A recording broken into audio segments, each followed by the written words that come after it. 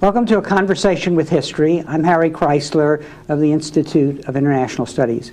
Our guest today is Christopher Hitchens, a man of letters. He writes a regular column for Vanity Fair and for The Nation. He's the author of numerous books, most recently Letters to a Young Contrarian and Unacknowledged Legislation, Writers in the Public Sphere. He is the 2002 Sanford Elberg Lecturer at the University of California at Berkeley. Christopher, welcome. Back, I should say. Yeah, well, thanks for having me, and nice to be back. Where were you educated? Well, first at a series of boarding schools for boys, prep schools. I was sent off when I was about 7 to boarding school because family kept moving around. The first place I remember, actually, is Malta, when the British Navy still had a big base in Valletta. It powerfully influenced me, I think. My first memory is the Grand Harbour at Valletta, because I've always spent a lot of time in the Mediterranean and the Middle East and always felt kind of happy there. And maybe it's because of this first memory. But anyway, we kept shifting. So boarding school was the solution in those days. I was the first member of my family to go to a private school. One of these was a school basically for the children of officers and Navy and Army people on Dartmoor, Devonshire. And then I went to school, another boarding school, Methodist-run boarding school in Cambridge, between the ages of 13 and 17. And then I got from there to Oxford University to read philosophy. And in England, this is called a conventional education, I think for the reason that it applies to only about 1.5% of the population. You've called yourself a rooted cosmopolitan. And you speak of a potentially democratic and cosmopolitan patriotism. This in a way harkens back to this background you've just described. Yes, I can't believe, especially as you put it like that it does not in some way, because if you're partly English, well, I suppose in a way I'm wholly English. I mean, one of the things about that is you don't have much of an identity crisis. Okay? I don't know why it is, but we don't. In fact, the subject is the term is thought rather laughable in English life. But if you have an admixture of refugee, rootless cosmopolitans in your life and in your family background, and if your main impulse, as mine was, I discovered quite young, to move to the United States, somehow I always knew I wanted to do that. Felt like I'd been born in the wrong country, even though I love it and feel at home there. Yeah, this is having both roots and cosmopolitanism. I think, by the way, everyone should be so lucky. That's how I hope globalization plays out, that everyone knows where they come from and are secure in that knowledge, but nobody has to stay put if they don't want to. Can you tell us about any politically formative experiences early in your life that really, whether before you went to college or after you were at the university, that really pointed you on the trajectory that your politics took? Well, the background noise to my childhood, my boyhood, was the collapsing scenery of the British Empire, the last stages of it, and the subsequent defeat in 1964, when I would have been, I suppose, 15, born in 49, of the long, long reign of the post-war, Conservative Party. And the way I approached that was as follows. My parents had been, especially my father, politically very conservative, but as far as I could see, they got nothing out of being conservative. It seemed rather as if they were being taken for a bit of a ride by the monarchy, the empire, the Tory party, and so on, the class system. I couldn't see where they got their share of it. So I had a sort of rather pitying attitude to their politics, I suppose. And I think that, therefore, must have influenced me in looking, as soon as I was old enough to make any inquiries, to the left for company and for solutions. And on the whole, finding them. I mean, particularly reading the novels of George Orwell about the lower middle classing, I remember impressing me very much that this guy knows what it feels like in my family, and he sees the contradiction. So there wasn't a formative moment or a Damascus moment, I don't think, though I can remember deciding, after reading a book by Arthur Koestler when I was quite young, about capital punishment, that I was very much opposed to the death penalty. And making that's my first conscious political decision. And I didn't realize, but that was also going to put me very much at odds with the milieu in which I'd been brought up. Now, in your new book, you call yourself a contrarian, and well, my publisher does. Your publisher does, okay. But in identifying or accepting that label, you seem to be saying you're born to it. It's in you to be that way. Is that true? I mean, do you feel that about yourself?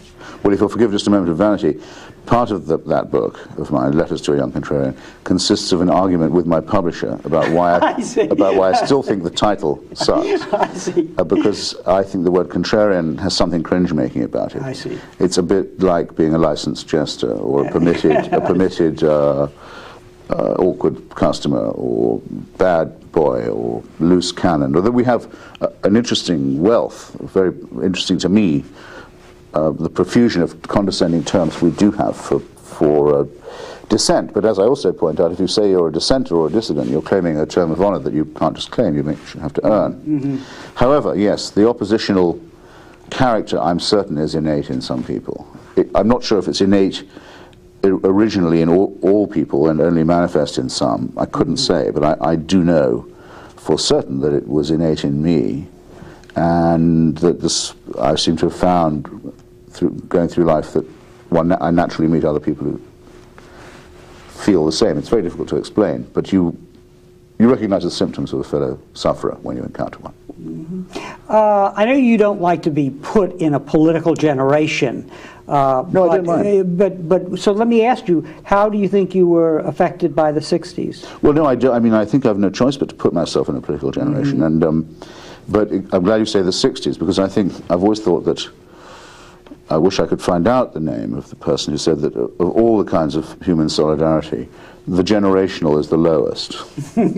Because what do you have to do except have an accident of birth? Mm-hmm. I mean, to be a 60s person, all you have to do is be born in a certain year. It's like wine, except not as good. Right. To be a 68er, however, a 68er, we even have a French term for it now, mm-hmm. you have to have been someone who, in some sense, felt or saw the 68 crisis coming and was in some sense ready for it, or, if not that, was totally swept up in it, realized that here was a crux moment, a hinge year. Mm-hmm. And I'm lucky in that I'd made my decision that I thought it was going to be key in 67, I mean, the year I went to Oxford, actually, and joined a small Trotskyist, Luxembourgist organization, which in the next year quadrupled, no, much more than quadrupled its membership. In the other sense of the 60s, I was rather cold towards things like drug taking, which I think is a pathetic pursuit, to the mistaking of work for play, mm-hmm. To the cult of youth, to all that sort of rather bogus utopianism. I never felt very strongly about that. I just did think it was a year to be compared with 1848 as a European and international revolution. Mm-hmm. And what do you think were the consequences of that period? I don't mean to say, by the way, by that I was against sex or rock and roll. Right. There was a certain amount of that. Yeah. But a lot of what people now remember, and what is now sold and marketed as the 60s, mm-hmm. so, I mean, my hair remained much the same length. Mm-hmm. I certainly didn't wear any beads. As I told you, I have contempt for narcotics. That kind of stuff, and for gurus. Mm-hmm. So, you know, and I'm very, actually, one of the things that I spend a fair amount of time doing is defending a certain interpretation of the 60s, especially mm-hmm. the 68er, from the cheap and illusory and often bogus mm-hmm. stuff that is described as having been the 60s. And so what's lasting? That led me to a confrontation in my life, which, if you don't mind, yeah, no, please. Might help us focus on another question, which I'm hoping you're going to ask me, which is the most famous person of my class at Oxford, or my generation, if you mm-hmm. prefer, was William Jefferson Clinton. Mm-hmm. So when people started to say, both for him and against him, well, at least he sure does express the spirit of the 60s, I thought, no, Not while I'm around. He's not going to get away with being the exemplary 60s person. That's a big difference. That's one of many quarrels between him and me.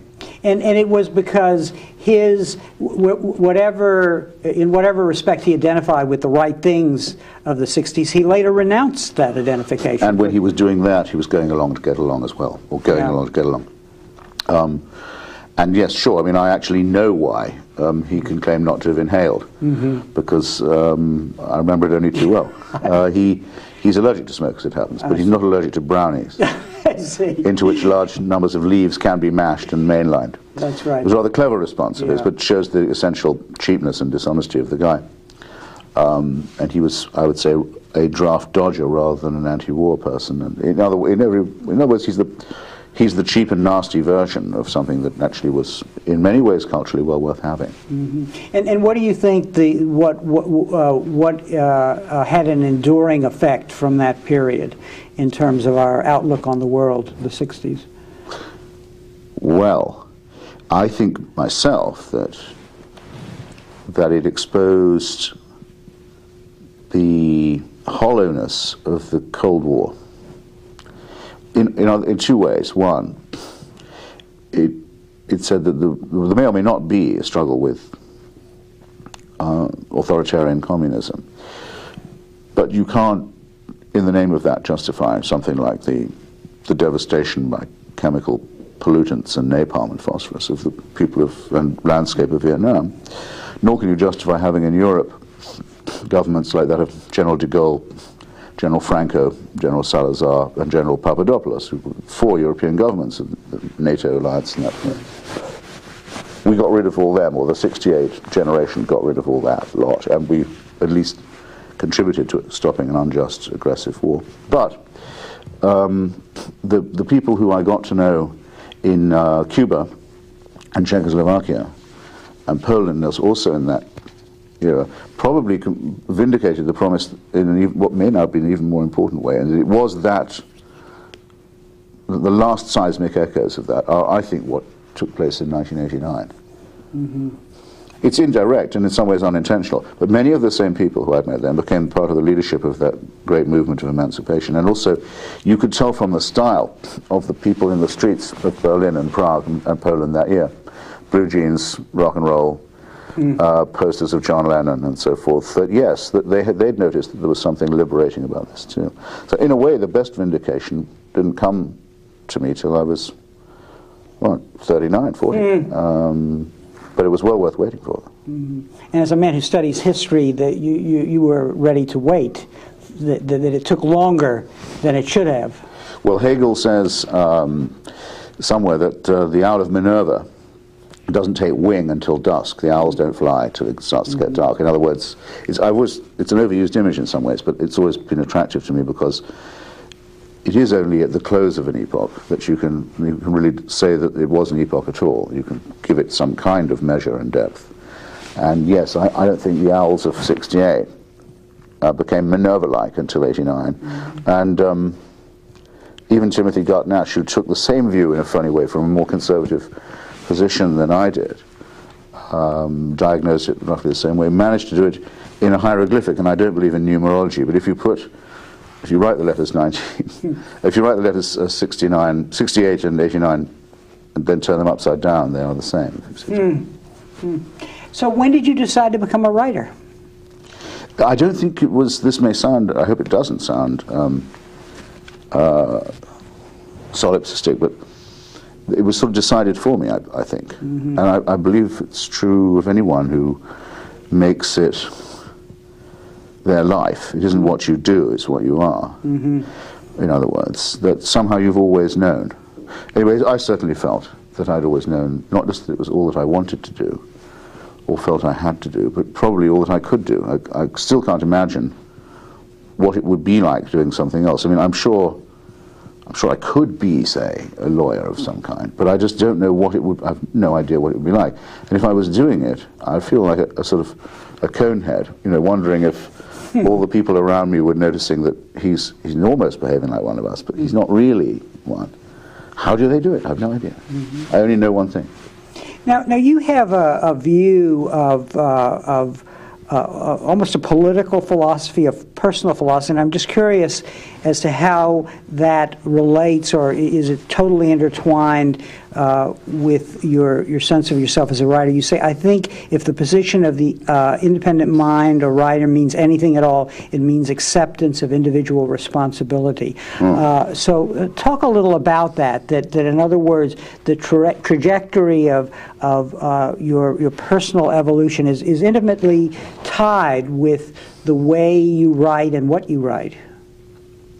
Sure, and I certainly, the form it took with me when I was much younger was that I hoped to become a voice for a movement, that I would be one of its champions in print.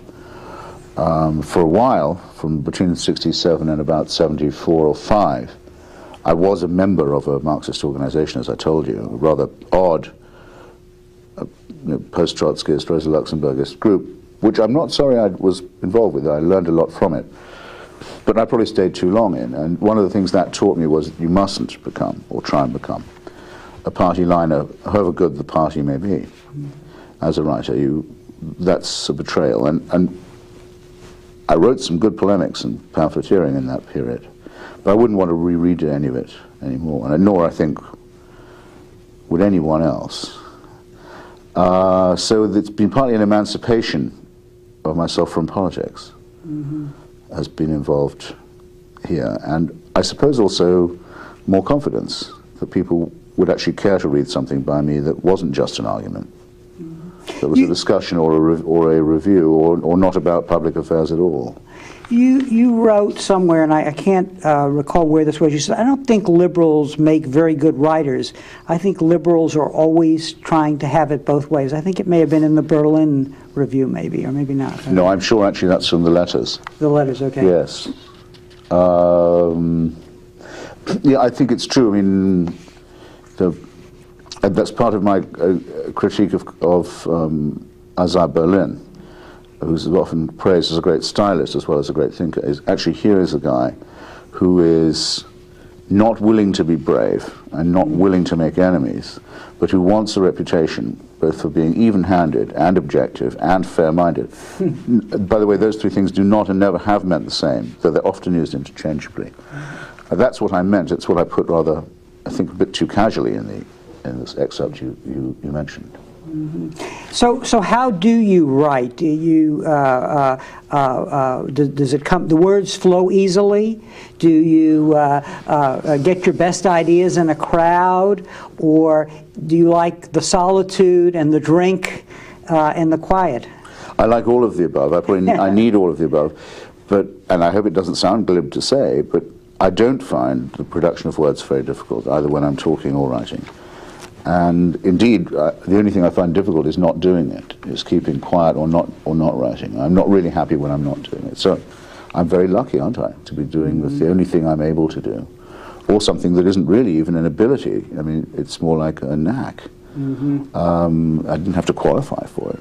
So that's luck, if you like. What more can I say?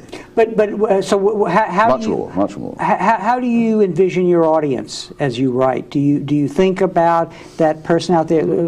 I mentioned that you write for both The Nation and Vanity Fair. At one level, that sounds like two very different audiences. Maybe not. No, with The Nation, I have a very good idea of the sort of people who are reading me, and indeed have met. I've been doing the column for 20 years. I've probably met quite a lot of them, quite a fair proportion of them. Not that many readers. And I know exactly what a Nation reader is like.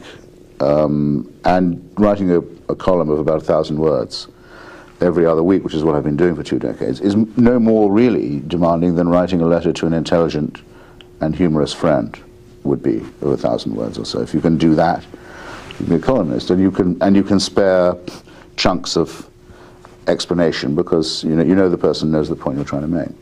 With Vanity Fair, the readership is so enormous that it's very important that I don't try and think who the audience is. That again, I try and write for everyone to read, as if I was addressing an intelligent and humorous friend. Though this time I wouldn't have to stipulate, as I would with The Nation, that person is probably quite political and fairly firmly to the left. You don't have to make that stipulation. All you need to do is to talk to everybody as you would talk to your smartest or wittiest pal.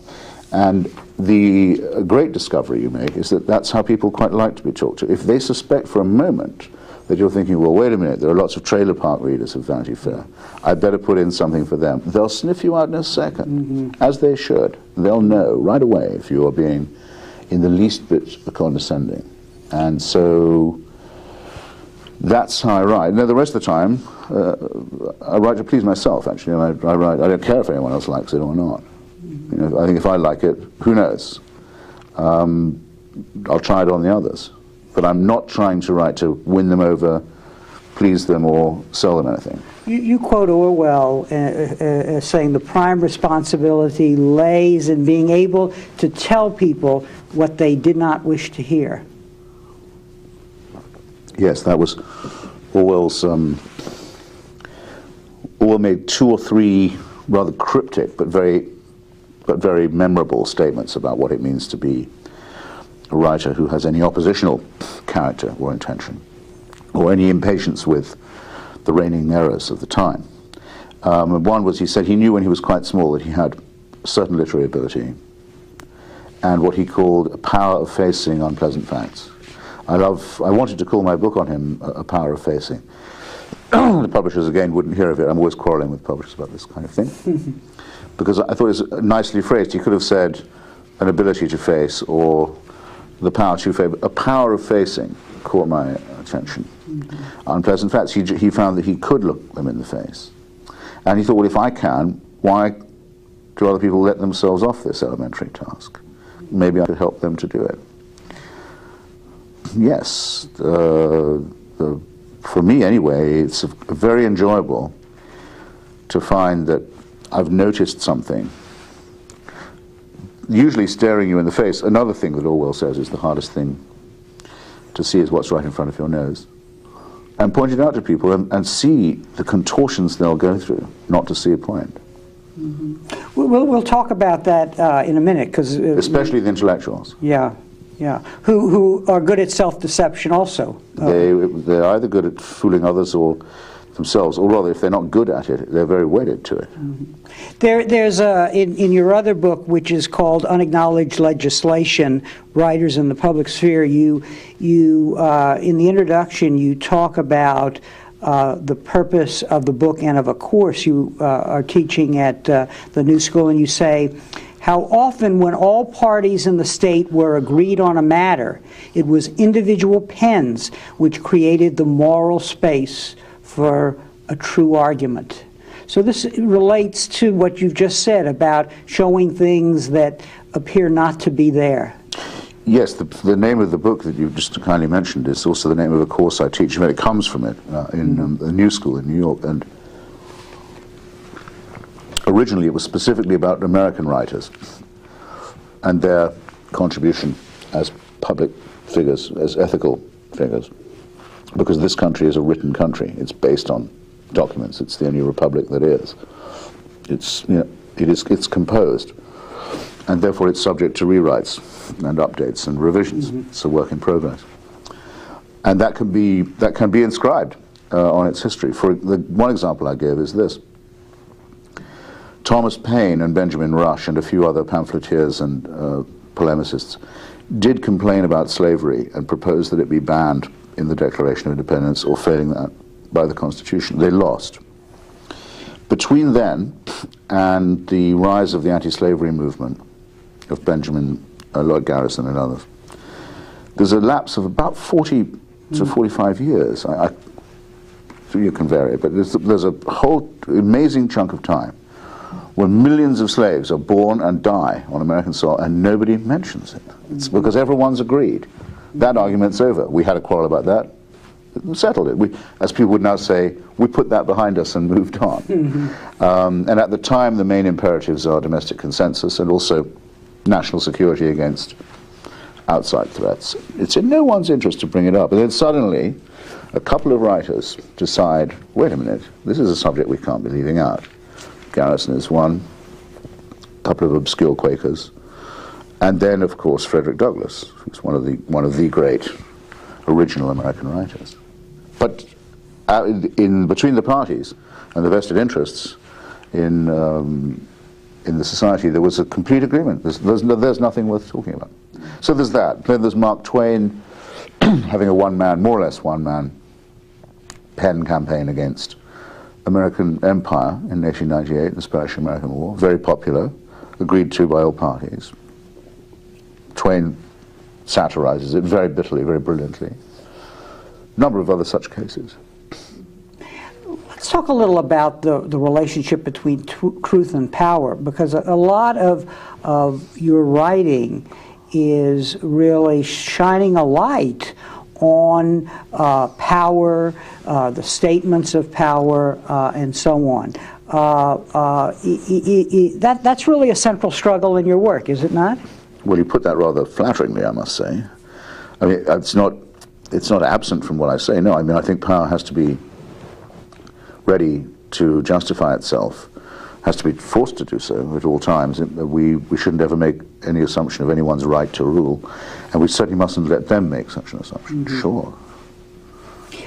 As for truth and power, someone who I've quarreled with quite often, Noam Chomsky, especially recently, makes the very good point that speaking truth to power may be too flabby a statement. Indeed, it must be pretty flabby, because almost everyone uses it now in a rather approving way. Mm-hmm. That's always a bad sign, by the way, when everyone can say it. Mm-hmm. And he said, why do we think that power doesn't know the truth? Mm-hmm. Why not make the assumption that it does know the truth? It doesn't need to be told it just interprets, processes it differently. Mm-hmm. I think that's a perfectly good point. Mm-hmm. Truth spoken by power would be nice to see every now and then. Mm-hmm. Truth uttered by power would be good. In fact, that's partly what one tries to wring out of them. Mm-hmm. Is some admission or some clarity. Now one of the areas that you have focused on in several small books are the icons of popular culture or of political power, and essentially pricking the balloon of illusion around them. Clinton being one. What is involved in that work program? I mean, does it flow naturally from all that you've said about yourself, a contrarian, a person who looks at things from the side? And what is it about our culture and our political system that creates these icons? Well, can I leave the second question to the last and go back? It has occurred to me, though I wasn't fully aware of this while I was doing it, that of the three main targets that I've had, or people have been nice enough to credit me with, mm-hmm. over the last, say, decade or so, Mother Teresa, the so-called Mother Teresa of Calcutta, the New Democrat, Mr. Clinton, and the supposed People's Princess, Diana Spencer, mm-hmm. all of which were quarrels between me and populism, because I think it's easy to say that you distrust the government, that you distrust the state. Again, that's something almost no one will take you up on. But if you say that you're very often pretty sure that it's the majority who's wrong, and the way that public opinion is constructed that's wrong, the way that popular mandates are construed that's wrong, then you can be accused of being an elitist or a snob and so on, and then you know you're onto something. Mm-hmm. So what I realized was that in doing these three things, I'd basically been settling an account with liberal illusions. Okay? Wake up any liberal, or don't even wake them up, just walk up and say, you're opposed, aren't you, to religious fundamentalism? Mm-hmm. Of course I am. One of the most okay things a liberal can say. Mm-hmm. Well, Mother Teresa of Calcutta was a fanatical fundamentalist. I mean, she took the most extreme line, a line far more extreme than her own church, on all matters of economics, of morality, of politics, of authority, and so on. Proselytizing among helpless people who were unable, trying to bribe them with handfuls of rice into converting. Praising the Duvalier family because it was stood up for the Catholic interest in Haiti. Fawning on Nancy Reagan, Charles Keating of the Lincoln Savings. All of this was right there for anyone to see. They wouldn't see it though, because no, she's a saint. She's doing work with the poor. Always, in fact, the poorest of the poor was the mantra. Mm-hmm. So they didn't want to hear that she was a fundamentalist. They thought she was on our side, so to speak.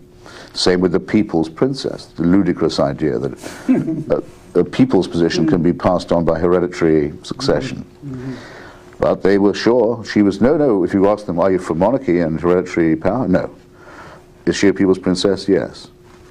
Then the big white whale, Clinton.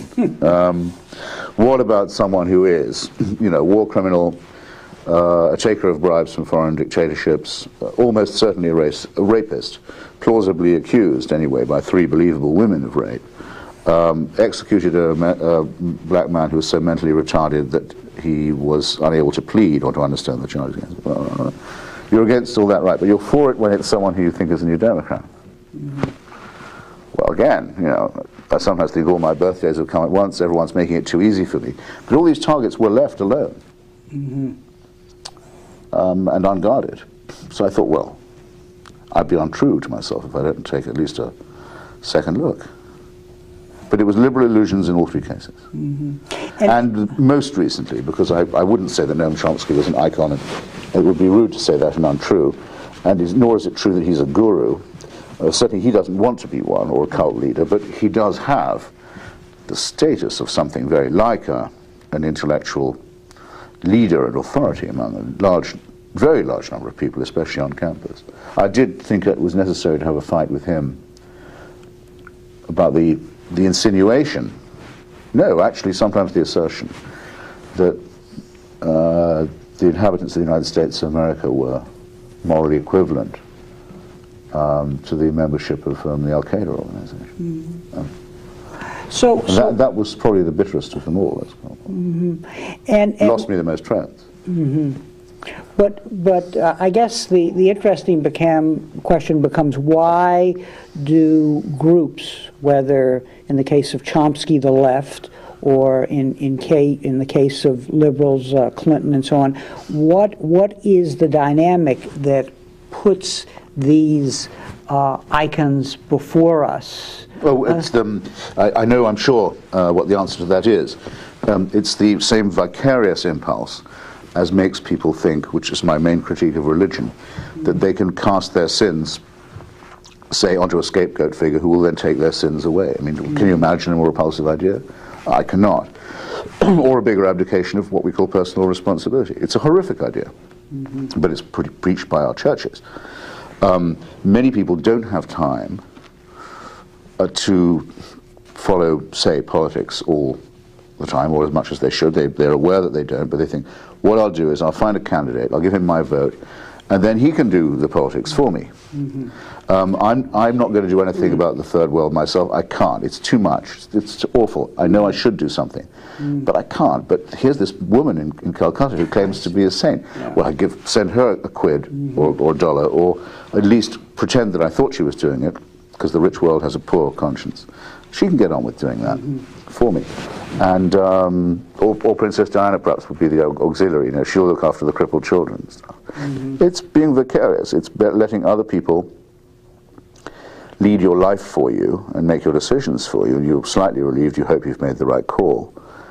It's a bit like celebrity culture, actually. It's taking people and judging not their reputation by their actions, but their actions by their reputations. So you're living a little through them. Well, I'm against the virtual life. I'm against the vicarious life. I think people should get a life of their own. So that's what I'm really arguing with them to do. And because of that, one can be accused of being a snob, a superior type, and so on. As I say, an accusation that increasingly delights me. It sounds like you're saying that what you're witnessing there, or what is behind what you're witnessing, is an abdication of responsibility.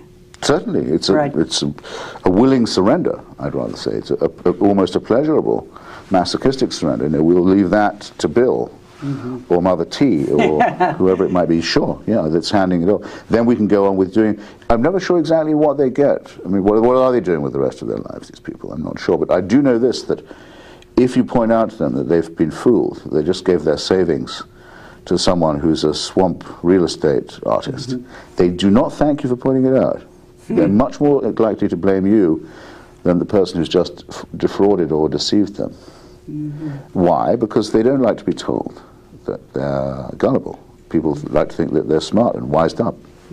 Is it? Do you surprise yourself in the fact that a British lefty has wound up in the United States writing about American politics? No, not at all.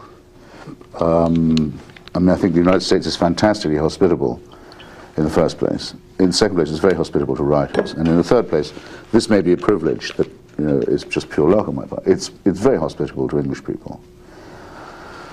And because the big secret of the United States is class and empire, okay, everyone knows there is a class system in an empire, but it's not officially admitted that there is.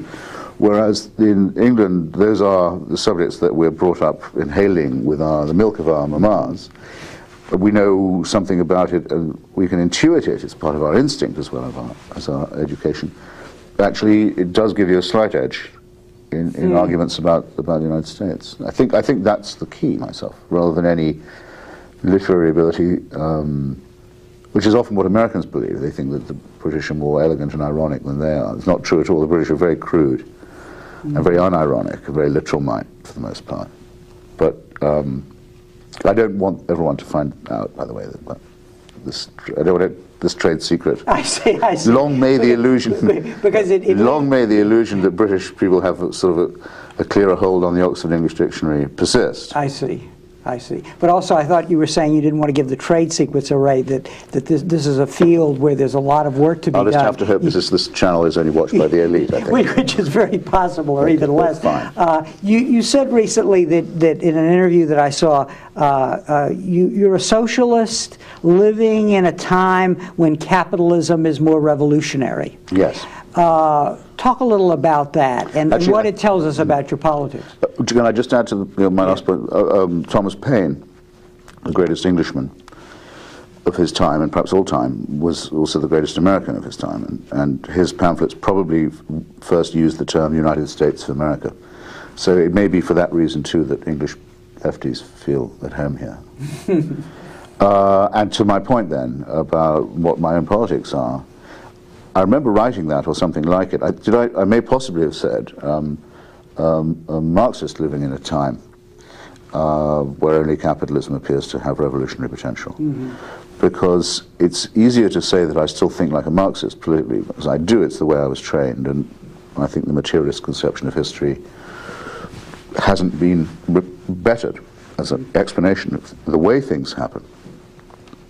But the prescriptive bit, what should happen, or what's going to happen, seems to me to have dissolved, rather. So that to say that one is a socialist is more like expressing an attitude than really a politics. And there came a time, actually, when I was writing the letters to a young contrarian, when I thought, look, this is for the young, and it actually is written to students of mine. I don't address it, but I always have them in mind, individuals, when I'm writing. Well, you mustn't try and fool anybody. If you're going to do that. You mustn't lie to the young. And if you've concluded that there is no longer an international socialist movement, that it's not going to revive, you're really only being a poseur if you say, but you're a socialist nonetheless. And that's the position I'm in now. But I miss it. I miss it like an amputated limb. I miss the way that there used to be an international left, and I'm very distressed and appalled at what's rushed in to fill the vacuum of the critique of liberal capitalism, because what's come in to fill that gap is much more something like theocratic primitivism, if not worse, fascism, that is now the alternative to the globalized capitalist structure. So that's an even greater reproach, if you like. But one must look the facts in the face. Well, how do you account for the failure of the left to deal with the events of 9/11? Does it relate to this? Well, yes, I think, I suppose I'll accept your question in the form in which you put it. I don't think all the left failed at this point at all. Right, yeah, the parts. But there was a tremendous failure involving a large element of the left to think of it as something new, even, or to think of it as something dangerous. And yes, I think it honestly was, many people said, well, at least it's anti-globalization. Now that should have warned people of how callow and facile their critique was. They said, well, if this could be a part of it, maybe there's something wrong with your critique, man, because never mind what the Taliban and Al-Qaeda forces want to do to you, why don't you just take a look at what they've done to the societies they can influence? Societies where Afghanistan.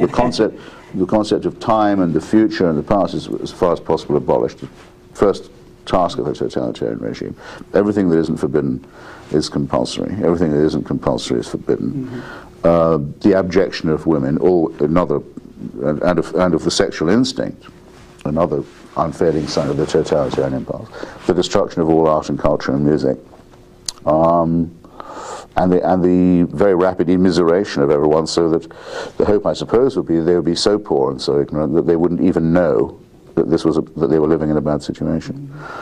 Probably, however, there had been enough education. Well, certainly, I don't see enough education, enough culture, enough experience for people to be able to survive it. But that's no thanks to the people who tried to impose it. So I personally find when there's a confrontation between everything I love, scientific inquiry, reason, cosmopolitanism, secularism, emancipation of women, so on. And those are the things I love, by the way, and everything I hate, Stone Age fascism, religious bullshit, and so on. I find it's a no-brainer. I know exactly which side I'm on. I knew right away. I felt exhilarated on the 11th of September. So I feel slightly ashamed to say that, in view of the fact that so many people lost their lives that day. But when the day was over and I'd been through the gamut of rage and disgust and nausea and so on, not fear, I will claim for myself. I'm not afraid of people like that. I'm very angered by them, but there was something I hadn't analyzed. When I went into it in myself, I was pleased to find it was exuberant. I thought, okay, right, I'll never get bored with fighting against these people. And their defeat will be absolute, it will be complete. And it is because that event dispelled the illusions about what the adversary was up to? Yeah. Yes.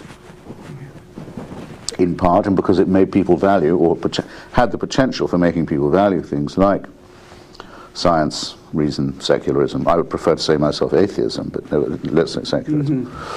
The Enlightenment, things that people take for granted. Rather as when my friend Salman Rushdie was threatened with murder for money, for bounty, by a theocratic leader on the 14th of February 1989, I thought, well, okay, this is easy to decide. But a lot of people then were saying, but what about Muslim sensitivities? Right. May he not have offended some people? I said, just listen to what you're saying. Just can you have any idea what you sound like when you say that? We had to put up with a fair bit of this time too. And then I've also felt that we owed the people of Afghanistan a debt.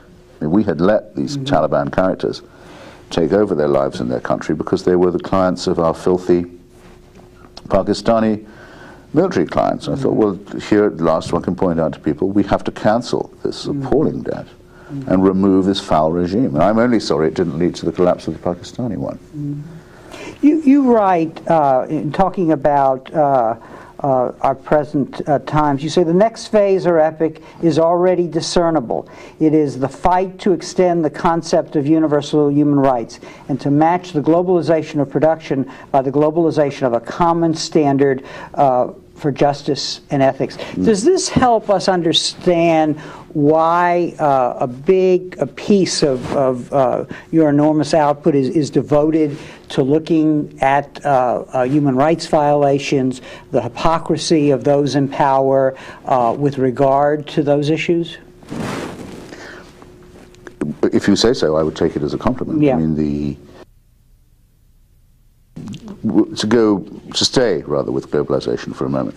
It seems to me obvious, and it's been obvious for a long time, that whether you call it globalization or not, the world has increasingly become one economy. We all live in the same economy. Some of us a bit more than others, but it is interdependent and recognizable as such. Well, does that mean we all live in the same society? Shouldn't it mean that? No, it doesn't. Oddly enough, it doesn't quite mean that. Some of us have different kinds of societies within this, which are better off than the others, and have more claim on human rights and justice. So I think if we're going to have it, we're always being told of the benefits of it one way, we should be allowed to claim on our own behalf and that of others the counterpart. I mean, that's therefore what politics is to me. It isn't therefore anti-globalizing. And it's cutting with the grain and saying this should be properly shared and administered.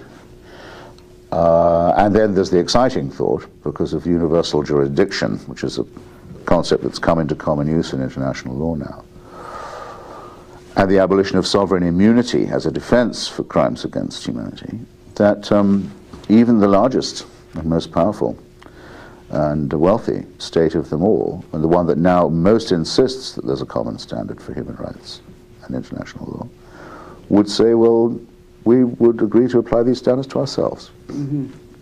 An elementary point, but one that needs to be fought over.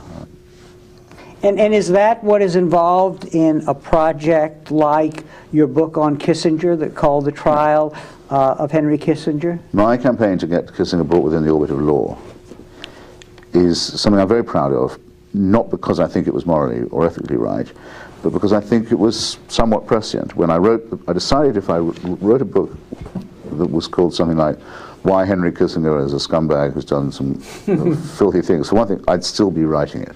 Mm-hmm. And it would be a shelf long. That would never end. Mm-hmm. It would have to be updated every time the Library of Congress or the State Department declassifies a new document, by the way. There's another chapter of horror each time that happens. So no, let's go with what we know and say, why not let's apply to this the standards that have been established in the Pinochet and Milosevic hearings, and see if they do, basically. Mm-hmm. I may have made the odd false analogy here and there, and I've had some very intelligent critiques from lawyers about how I might have refined the point, but generally, yes, it fits. And it involves also the most colossal question.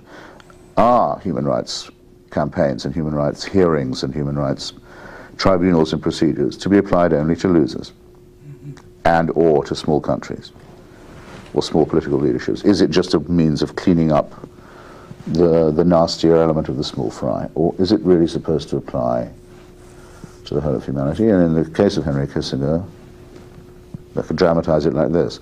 Never before has anyone this senior in the government of a country on the winning side of a series of wars have been asked to account for his behavior and for the things he ordered and authorized and covered up. Though these are so far only tentative lawsuits, mainly requiring information, mm-hmm. they have within them the potential of... They force the question on the United States and its citizens, do we expect to abide by the standards we impose on others? Well, there couldn't be a more important question than that. There is another motive, of course, which is I simply think that the mere continued existence of this man in this culture and the way he's fawned on by my profession, the press, mm-hmm. and another profession of which I'm a part-time member, the academy, and another profession with which I'm concerned, the publishing industry, all of whom have colluded in his lies, mm-hmm. his fraudulence, his falsified publications.